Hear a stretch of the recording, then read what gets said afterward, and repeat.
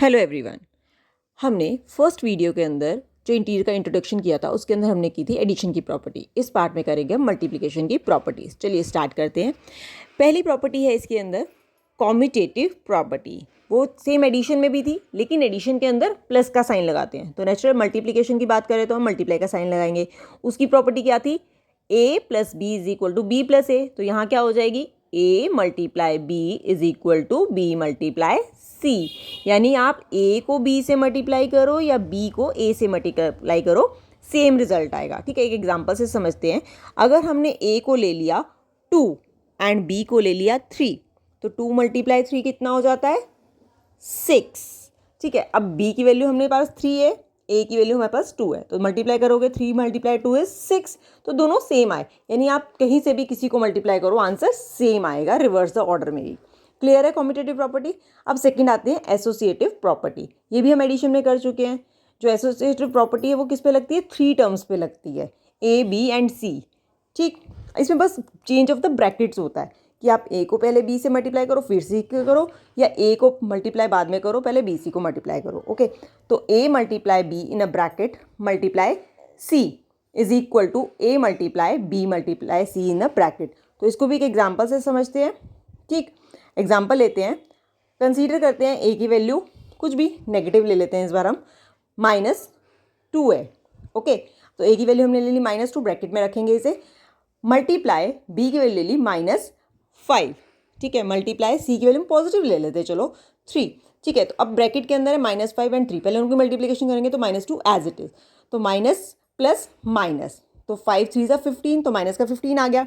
अब इन दोनों को मल्टीप्लाई करेंगे तो माइनस माइनस का रूल क्या होता है? प्लस, और 15 2 ज़ा 30, तो हमारी लेफ्ट साइड सॉल्व हो गई। अब राइट साइड सॉल्व करते हैं। ए की वैल्यू हमने ले रखी है -2, बी की वैल्यू ले रखी है -5 एंड सी की वैल्यू ले रखी है हमने 3। ठीक है, लेकिन अब ब्रैकेट किस पे? ए और बी के ऊपर है, तो इसका मतलब -2 मल्टीप्लाई -5 पहले सॉल्व होगा, तो माइनस माइनस क्या होता है? प्लस, तो हम प्लस लगाएंगे। 2 5 ज़ा 15, तो 15 लिखेंगे मल्टीप्लाई 3। अब प्लस प्लस प्लस होता है, 10 मल्टीप्लाई 3 30, तो पॉजिटिव का 30 आया, तो दोनों साइड इक्वल आई हैं। क्लियर है? तो इसमें अंदर भी क्या है, तीनों चीज़ों को कैसे ही मल्टीप्लाई करो आंसर सेम आने वाला है। अब हमारे पास एक और प्रॉपर्टी होती है मल्टीप्लिकेशन के अंदर। ठीक है, वो कौन सी होती है? Distributive property. नाम बता रहा है डिस्ट्रीब्यूटिव, यानी डिस्ट्रीब्यूट करना, किसी चीज़ का किसी चीज़ पे बांटना। ठीक है, तो इसका रूल जो है वो भी ऐसा ही है, लेकिन इसके अंदर एडिशन और मल्टीप्लिकेशन हम दो ऑपरेशन यूज़ करते हैं। कैसे लिखते हैं इसे? A multiply bracket start B plus C bracket close is equal to, अब ए मल्टीप्लाई में तो ए बी पे डिस्ट्रीब्यूट होगा, यानी ए multiply B plus A multiply C. ए ने दोनों पे डिस्ट्रीब्यूट हो गया, बी पर भी और सी पर भी। क्लियर हुआ आपका? अब हम देखते हैं कि इस मल्टीप्लिकेशन प्रॉपर्टी के ऊपर क्वेश्चंस कैसे आते हैं। ठीक है, क्वेश्चंस किस फॉर्म में आते हैं? फिलअप्स फॉर्म में ही आते हैं, जैसे हमने एडिशन में किया था। ठीक है, नहीं देखा तो प्रीवियस वीडियो जरूर देखिएगा, उसके अंदर मैंने पूरी प्रॉपर्टीज एक्सप्लेन कर रखी हैं एडिशन की। ठीक है, अब इसका एक एग्जाम्पल कर लेते हैं जो हमारे फॉर्म में क्वेश्चंस आ सकते हैं फिलअप्स में। पहले हम लेते हैं एसोसिएटिव प्रॉपर्टी के ऊपर, सॉरी कॉम्यूटेटिव प्रॉपर्टी के ऊपर। A multiply dash is equal to dash multiply 6, तो इधर 6 मिसिंग है तो 6 आ गया, इधर 2 मिसिंग है तो 2 आ गया। अब एक एसोसिएटिव प्रॉपर्टी पे ले लेते हैं, -2 मल्टीप्लाई 7 मल्टीप्लाई 3, अब यहाँ सारी टर्म्स दे रखी हैं, is equal to dash multiply 3। अब ध्यान से देखो दोनों टर्म मिसिंग है, ब्रैकेट का चेंज है बस, तो फर्स्ट में आ जाएगा -2, सेकेंड वाले में आ जाएगा 7। क्लियर हो गया? ठीक है, अब हम करते हैं जो इंटीजर के साइन कैसे आएंगे रिजल्ट के ऊपर। अब देखो हमने एडिशन सब्ट्रैक्शन में भी कर रहे हैं, मल्टीप्लिकेशन डिवीजन में भी कर रहे हैं, लेकिन कौन सा साइन यूज़ होगा हमें पता कैसे लगेगा? ठीक है, तो उसके लिए हमें एडिशन सब्ट्रैक्शन पहले बताते हैं। एडिशन सब्ट्रैक्शन में कैसे साइन लगाए जाते हैं जब भी हम सॉल्व करते हैं, किस चीज़ को ऐड करते हैं सब्ट्रैक्ट करते हैं। लेकिन सबसे पहले आपको बेसिक रूल्स याद होने चाहिए। ठीक है, हमने बेसिक रूल किए थे ना, एक बार रिवाइज कर लेते हैं फिर से। बेसिक रूल्स क्या थे? देखो बेसिक रूल ये इंटीजर के लिए मस्ट है, इसको ज़रूर याद रखना।